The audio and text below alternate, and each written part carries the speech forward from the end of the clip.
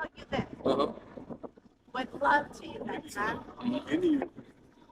I believe our Creator made all colors. He did. I believe He loves us all. But the Bible don't say that. For God so loved the world. Hold on. But does that say that in Greek that don't say mundo? It says cosmos.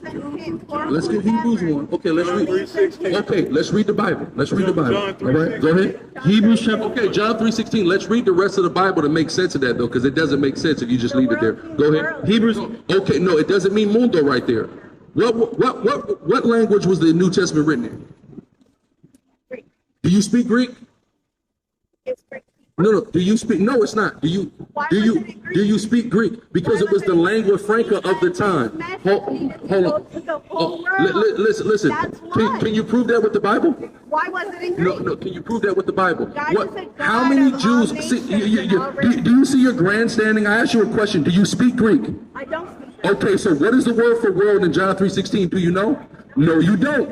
Right? You're not an expert in the Greek language, so you can't tell me that it means world. Because hold on. There's a word that means whole world in Greek, right? It's called oikomene. That's not the word that's in John 3:16. John 3:16 means cosmos. Cosmos means an harmonious government. So it doesn't mean the entire inhabited planet Earth. It never meant that, right? So, and if you think it does, let's read the Bible. Let's make sense of that. Let's go.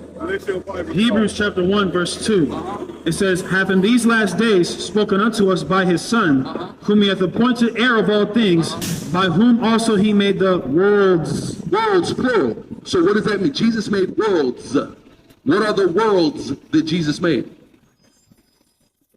Because if it's just one world, but Jesus made worlds plural, it can't just be one world now, can it? Yes, people. Isaiah 45:17. Let's see what world that he died for. What world that is God so loved. What world that everlasting life or everlasting salvation is for. Let's find out. This is the book of Isaiah chapter 45, verse 17.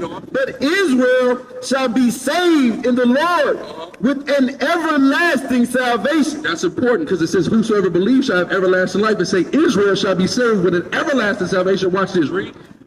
It says, Israel shall be saved in the Lord with an everlasting salvation.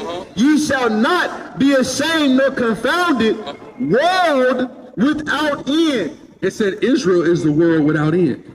Israel, everlasting salvation. So that, hold on. So the everlasting life, it's about Israel. That's what it's about. Go ahead.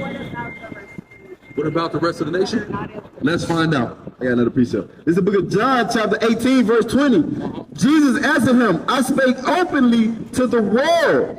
I ever taught in the synagogue and in the temple, whether the Jews always resort. So that proves that the world that he was talking to was where the Jews are at. Right. The Jews didn't let other people in the synagogues and in the temples. Right. So he said he spoke to the world and he said in the synagogues and in the temples. Right. So that's the world that he's talking about, right? But let's answer your question. What about the other people? Go ahead. Isaiah 40:15. Behold, the nations are as a drop of the small dust of the balance. That's what God said about them. They're like small dust. They're like a drop out of a bucket.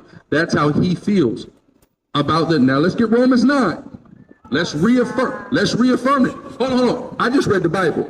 So if we're, what does that mean then? What does that verse mean we just read? You know? But is Jesus Christ the Word of God?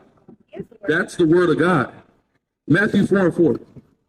So are you telling me the Word of God doesn't matter? His children does not call upon Hold on. Well, I'm going to go to the New Testament and show you it even more, right? But what's interesting is you're telling me the Word of God doesn't matter, but you believe Jesus is the manifestation of the Word of God. Let's see what Jesus said here. Read. This is the book of Matthew, chapter 4, verse 4. But he answered and said, it is written.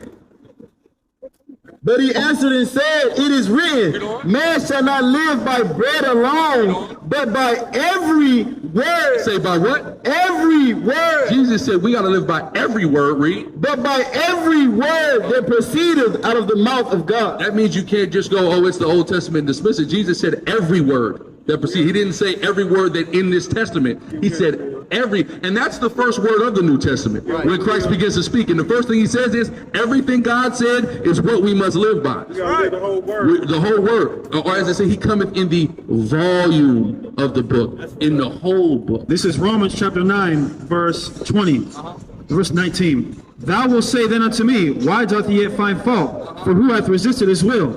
Nay, but O man, who are you that replies against God? Shall the thing formed say to him that formed it, why hast thou made me thus? So you made a point. God made everybody, you're right. And what did God say about the things that he made? Read. Romans chapter 9, verse 13. As it is, No, not that. I need to keep going there. I'm making a point about he can choose to disregard entire groups of people because he made them. it says, hath not the potter power over the clay of the same lump to make one vessel unto honor, He made all people, and he made some people to honor, read on, and another unto dishonor? and other people to dishonor. Right, read.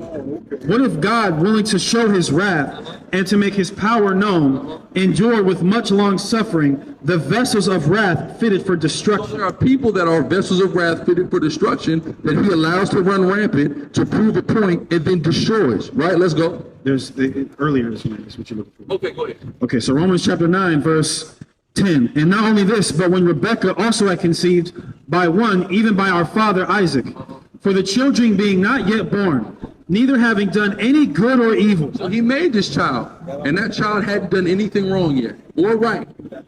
He's just a baby. And what did God say about that baby? It says that the purpose of God according to election might stand, not of works, but of him that calleth.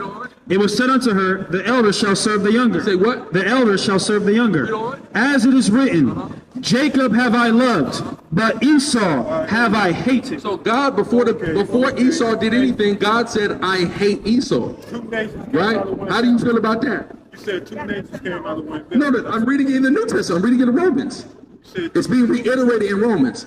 God hates Esau. right. Right? 2 nations And came God out has of one. God has the right to hate Esau. You know why? Because he's God. You got it. You get it. Go ahead. What you got? Come on.